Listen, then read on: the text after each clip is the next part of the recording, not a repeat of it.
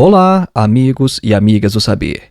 Neste episódio de hoje, nós falaremos sobre a docta ignorantia, que em latim significa ignorância douta, no sentido de uma ignorância aprendida ou uma ignorância culta.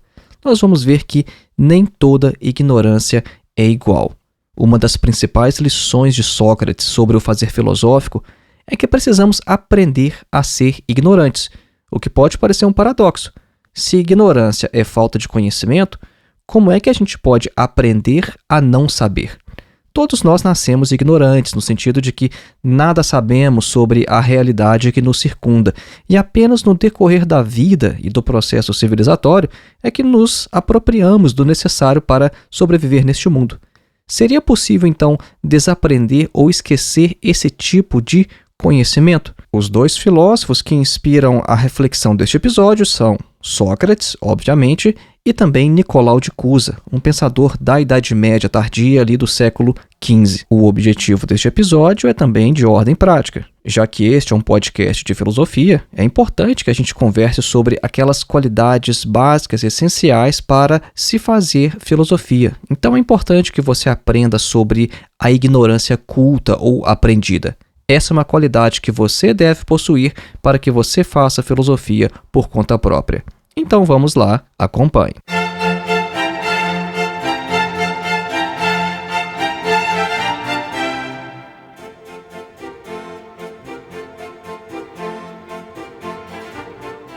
Antes de iniciar, um breve recado.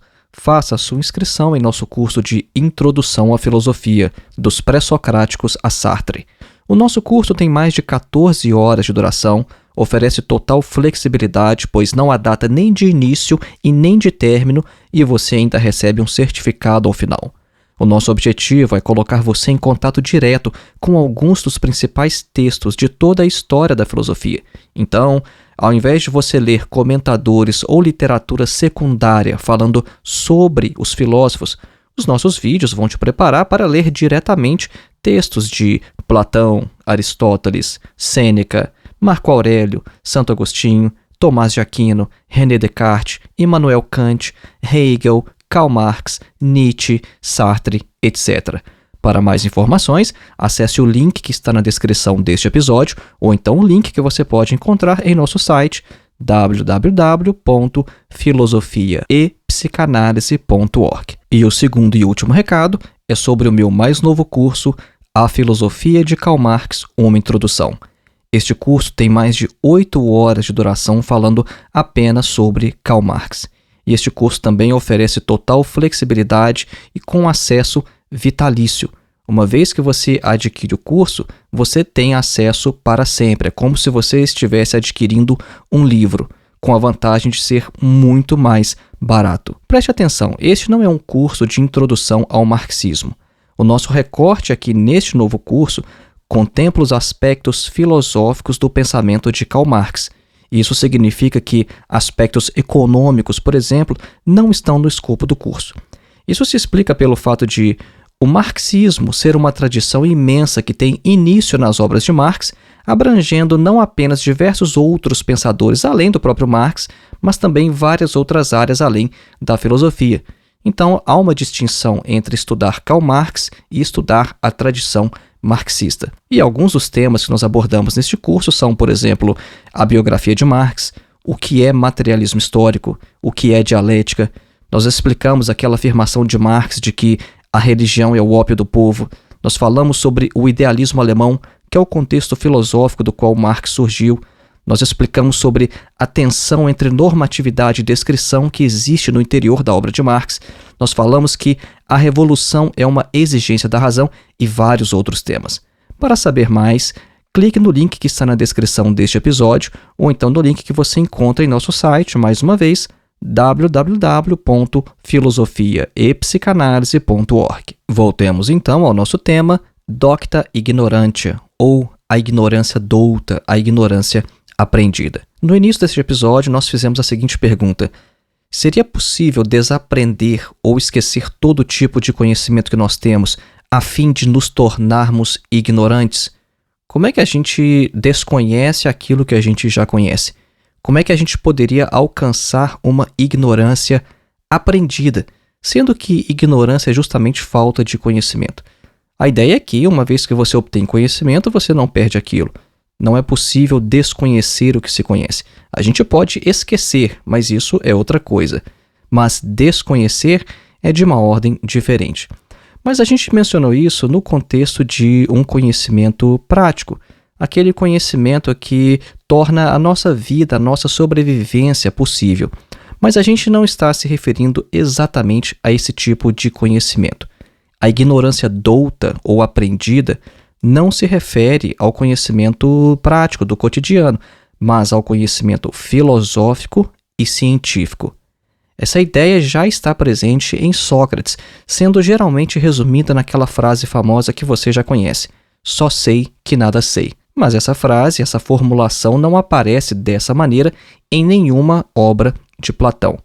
Mas em todo caso, a ideia já está lá e mais para frente nesse episódio nós vamos voltar nisso e explicar essa frase atribuída a Sócrates, o só sei que nada sei. Mas nós vamos começar falando sobre Nicolau de Cusa, porque Nicolau de Cusa é quem tomou essa afirmação de Sócrates como ponto de partida para desenvolver melhor essa ideia de uma ignorância douta ou aprendida. Então vamos lá, vamos falar um pouco sobre Nicolau. Nicolau de Cusa é um pensador da Idade Média tardia e também do humanismo. Ele nasceu em 1401 na cidade de Kurs, que é traduzida como Cusa, na Alemanha, e morreu em 11 de agosto de 1464 em Todi, na Itália. Então percebam aí o período em que este filósofo viveu, de 1401 a 1464. Nicolau estudou filosofia na conceituada Universidade de Heidelberg, na Alemanha, uma universidade muito tradicional, que inclusive está em atividade até hoje. Ele estudou também direito canônico em Pádua, na Itália, e depois estudou matemática e teologia. Nicolau de Cusa é um elo importante entre o neoplatonismo original, o neoplatonismo da Idade Média e os sistemas platônicos do Renascimento. Ele foi influenciado por Mestre Eckhart e também pelos chamados nominalistas, e Nicolau de Cusa era da posição de que nós não podemos ter certeza sobre a natureza última do ser. Nós chegamos sempre ao limite do conhecimento, atrás do qual há aquilo que é impensável. E com isso, nós alcançamos uma ignorância douta ou aprendida, a docta ignorantia. Com o nosso entendimento analítico, nós investigamos as diversas áreas da realidade, nós construímos categorias e conceitos, só que estes são incapazes de penetrar na essência divina. Podemos afirmar que todo o pensamento de Nicolau de Cusa está presente em sua obra De Docta Ignorantia. Finalizada em 1440, essa obra recebeu 4 edições até 1514, mas ela foi posteriormente negligenciada e só recebeu uma nova edição em 1913. Então vejam só que interessante, nós estamos falando de uma obra que quase ficou perdida ali nos rumos da história. Ela teve 4 edições até 1514 e depois só foi reeditada séculos mais tarde, em 1913. E essa obra de Nicolau de Cusa contém uma terminologia obscura e dificilmente pode ser compreendida sem o apoio de outros escritos do autor. Seu plano geral não é exatamente muito original, ele vai seguir ali o esquema neoplatônico de que todas as coisas fluem de Deus e a ele retornam. E nessa obra nós encontramos também a ideia de coincidência dos contrários, uma ideia que foi tomada de Mestre Eckhart.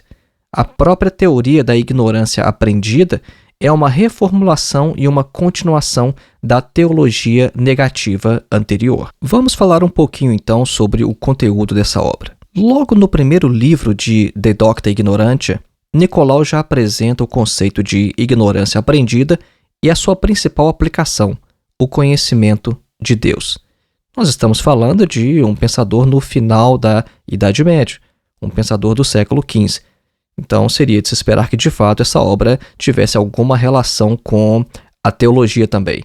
Então, quando Nicolau de Cusa vai falar sobre a ignorância aprendida, ele tem em mente principalmente o conhecimento de Deus. Mas vejam só que interessante, porque embora essa reflexão originalmente esteja neste contexto, É uma reflexão que serve para praticamente qualquer objeto do conhecimento, não apenas para Deus. O que Nicolau mostra ali é o seguinte: sempre que nós vamos conhecer um novo objeto de maneira indireta, nós só podemos nos aproximar deste objeto através de graus de verdade, porque nós só podemos conhecer coisas indiretamente se elas são similares àquilo que nós já conhecemos diretamente.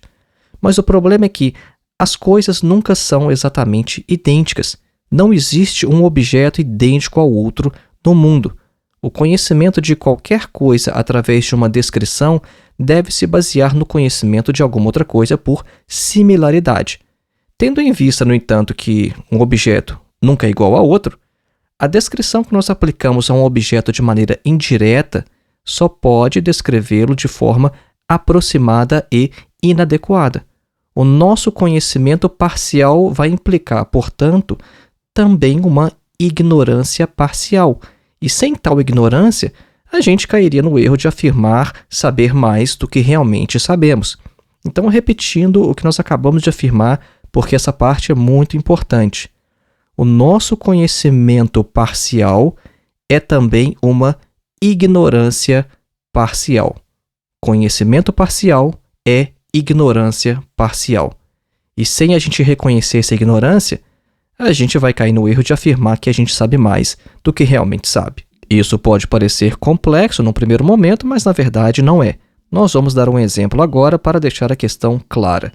O que nós acabamos de afirmar é: a gente sempre conhece as coisas por similaridade. Se a gente vai conhecer um novo objeto, a gente tem que relacionar esse novo objeto com alguma coisa que a gente já conhece. Então, imagine um indivíduo que viveu isolado em uma tribo até a idade adulta. Ele nunca teve contato com o chamado mundo civilizado, entre aspas, de modo que a existência desse indivíduo pode ser definida como em estado de natureza. Agora, considere que esse indivíduo, por alguma razão, seja trazido a uma grande metrópole de nosso tempo.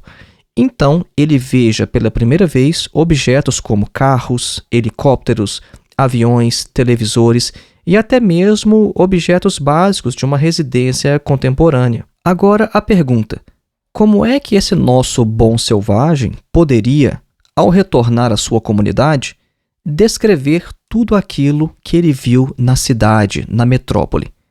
Nenhum avião ou helicóptero jamais sobrevoou a região onde eles habitam, de modo que esses meios de transporte são completamente novos para eles.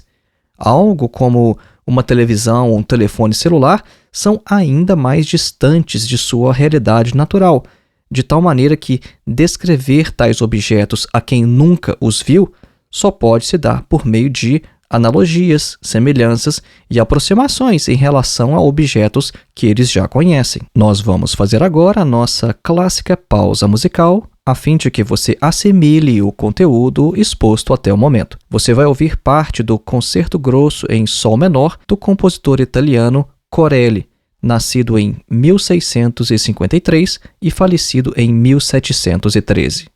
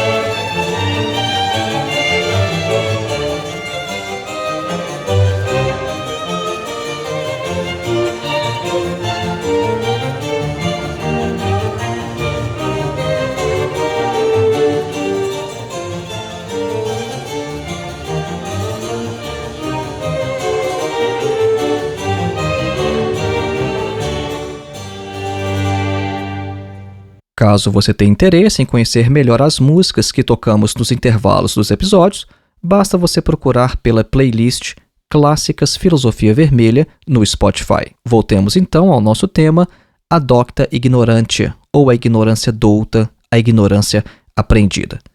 Antes do nosso intervalo, nós temos aquele exemplo do selvagem que nunca havia visto uma televisão, um avião, um helicóptero. Ele é levado a uma metrópole, conhece esses objetos e, no retorno, ele tem que contar sobre aquilo para os outros membros de sua tribo. E aí, como é que ele faria isso? Ele só pode descrever um novo objeto através de similaridades, através daquilo que já é conhecido. Então, o que nós queremos dizer com isso é: todo o nosso conhecimento inferencial ocorre através de comparações e similaridades. E quando falamos que tal conhecimento é verdadeiro, nós só podemos falar que ele é proporcionalmente verdadeiro. Nicolau de Cusa tem aqui em mente o conhecimento de Deus, o qual excede infinitamente qualquer objeto da experiência natural, mas nós também podemos aplicar tal esquema em diversas outras situações. O mais importante aqui, mais uma vez, é a reflexão sobre como conhecemos algo, a discussão epistemológica. Nós encontramos aqui uma relação com a ignorância socrática.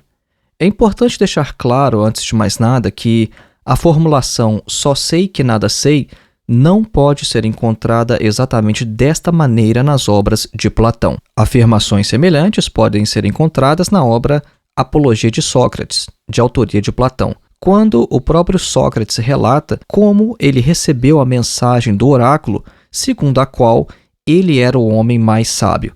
Sócrates não acreditava que o oráculo estava mentindo, mas também não concordava que ele era o mais sábio de todos. E por isso, Sócrates se dispôs a interrogar os mais sábios de Atenas a fim de compreender essa mensagem divina. Porque, como assim? Como é que o oráculo está dizendo que eu sou o mais sábio? Eu tenho consciência de que eu não sou. Agora, o oráculo não pode estar mentindo, então eu tenho que tentar compreender. Então, Sócrates foi conversar com os mais sábios de Atenas e a sua conclusão foi de que a sua sabedoria consistia em admitir sua própria ignorância, pois ele não se arrogava dizer que sabia coisas que ele realmente não sabia, o que não era o caso de vários de seus interlocutores. Em outra passagem da mesma obra, da Apologia de Sócrates, o próprio Sócrates afirma que de fato sabia uma coisa. E ele vai dizer que ele sabia que era um mal desobedecer àqueles que são melhores que nós, sejam deuses ou homens. Então, isso nos mostra que a formulação "só sei que nada sei", além de não existir textualmente nas obras de Platão, também não pode ser tomada de maneira literal, porque Sócrates de fato já afirmou que ele sabia alguma coisa. Agora, importante para a nossa reflexão aqui é o seguinte: é compreender que a posição de Sócrates é paradigmática do fazer filosófico. A posse da verdade torna desnecessária a sua procura, pois nós só podemos buscar aquilo que ainda não foi encontrado. Isso é óbvio. A gente só busca o que ainda não foi encontrado. De modo que, ao não se reconhecer ignorante, o indivíduo dispensa a necessidade da atividade filosófica. Por isso que nós encontramos em Platão a ideia de que ou a verdade nunca pode ser alcançada, ou então a ideia de que às vezes a verdade foge tão logo nós conseguimos agarrá-la. Então, a posição do filósofo no mundo é a de uma eterna ignorância. Então, se você pretende fazer filosofia por conta própria, essa é uma lição fundamental.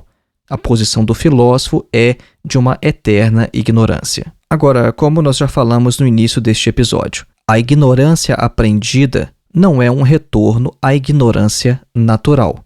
Nós falamos aqui de tipos de ignorância qualitativamente distintos, de modo que a docta ignorantia é melhor e mais desejável do que a ignorância bruta, a ignorância natural. O percurso do filósofo no mundo, ou então do ignorante douto, é semelhante às experiências da consciência que nós lemos, por exemplo, na Fenomenologia do Espírito, de Hegel. Por toda esta obra, a consciência opera experiências em si mesma e em determinados estágios ela volta a experiências anteriores, mas nunca da mesma forma.